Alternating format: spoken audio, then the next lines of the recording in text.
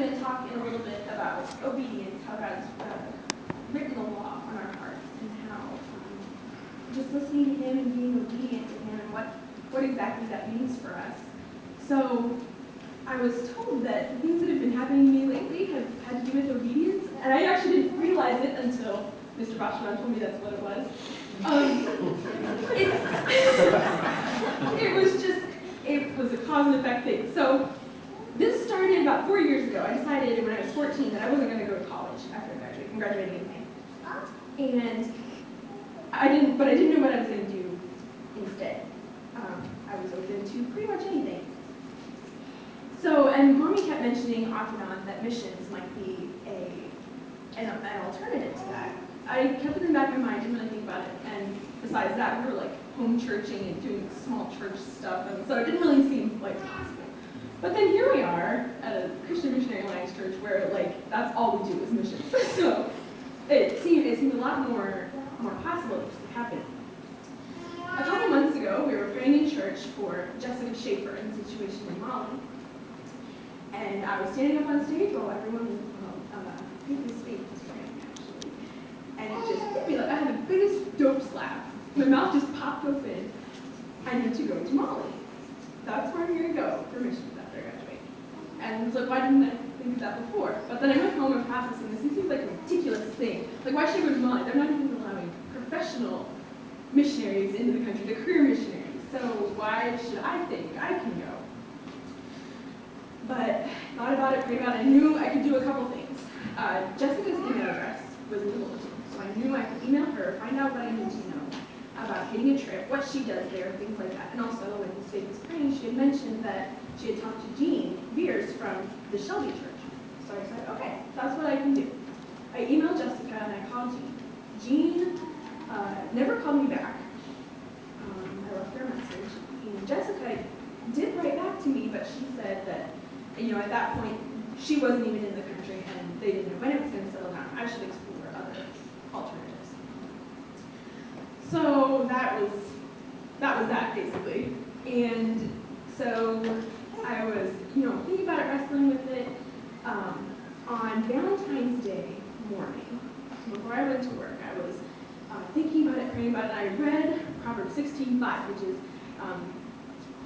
commit your plans to the Lord and He'll make them succeed.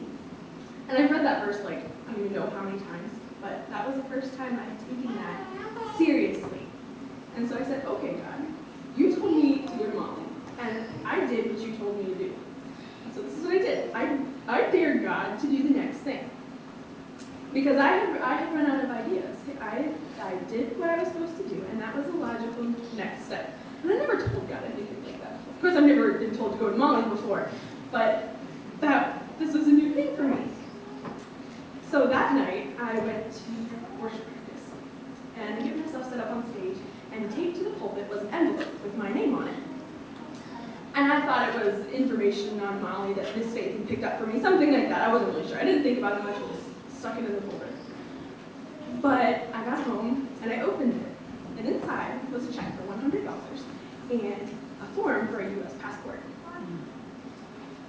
So I knew what I was supposed to do then after that. I knew at that point God told me I was leaving the country. And I'd never heard Him speak so clearly before. That was the next, I cried myself to sleep that night. It was an amazing thing. So I got my passport this week. So then after that, my mom told me to just start pushing buttons. So I can do that. She said, next week, call Jean every single day until you get an answer and you can talk to her. So I said, okay. I eventually did. I was able to talk to her, and she said that things are starting apparently to settle down a little tiny bit, and they're looking like the Shelby Church can get a crew together to go in January or February of next year. So when they go, if it's January, February, or later next year, or whenever, I'll be going with them.